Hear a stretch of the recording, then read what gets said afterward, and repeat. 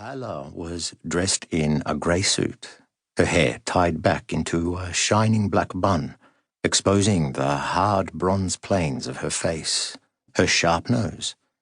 She looked like a powerful businesswoman as she told the judge that his absent father had never been part of his life and didn't deserve to have even 4 letters tying him to his son.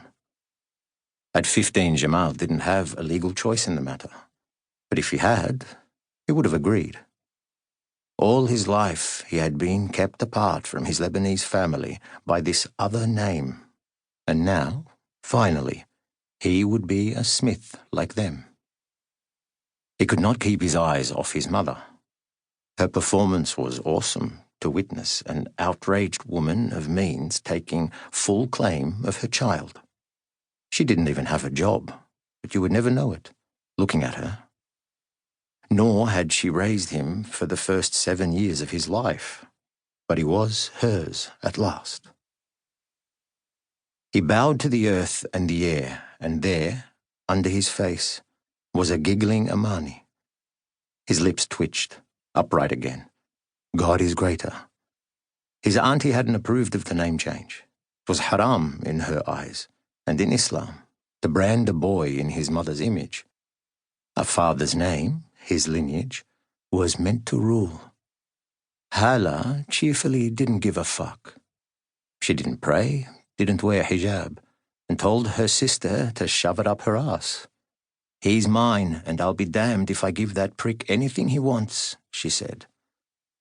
The Department of Child Services had located his father, and so he met the man for the first time as a result. Jamal hadn't said anything, hadn't been able to even look him in the eye. He let Hala do the talking. As they left, his father grabbed him in a hug and slipped a note into his hand with his phone number, telling him to call.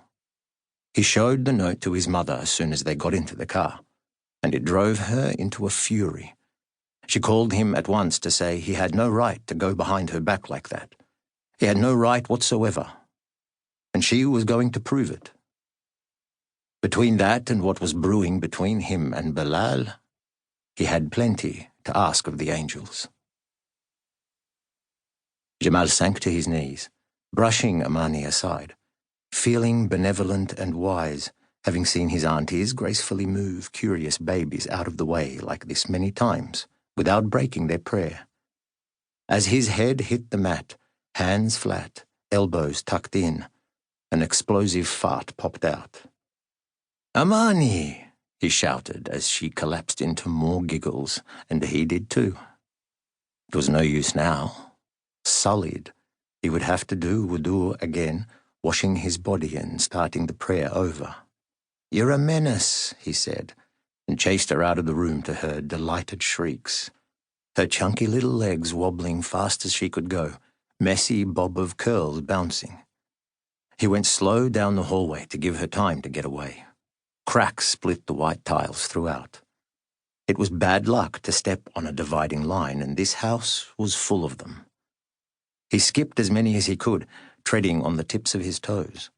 In the lounge, 2 large brown couches lined the walls, and the box TV set blocked most of the light from the front windows. A large framed photo of the family hung above the couch. Mahmoud, big and bald, had his arm around Auntie Rania, who had her arms around baby Fatima.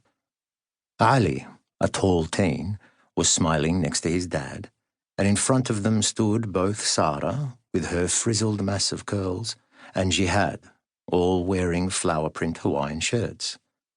Jamal had been there on the day, wearing a matching shirt, but he was not in the photo. The lounge flowed into an adjacent dining area with an alcove next to the kitchen.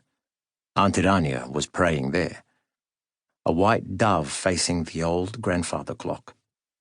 And behind her, her mother sat on a chair, eyes closed, a dusky hill of a woman.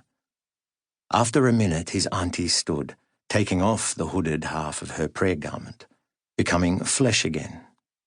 She was short and round with pale skin and severe lips. She stepped out of the bottom half and folded up her prayer mat.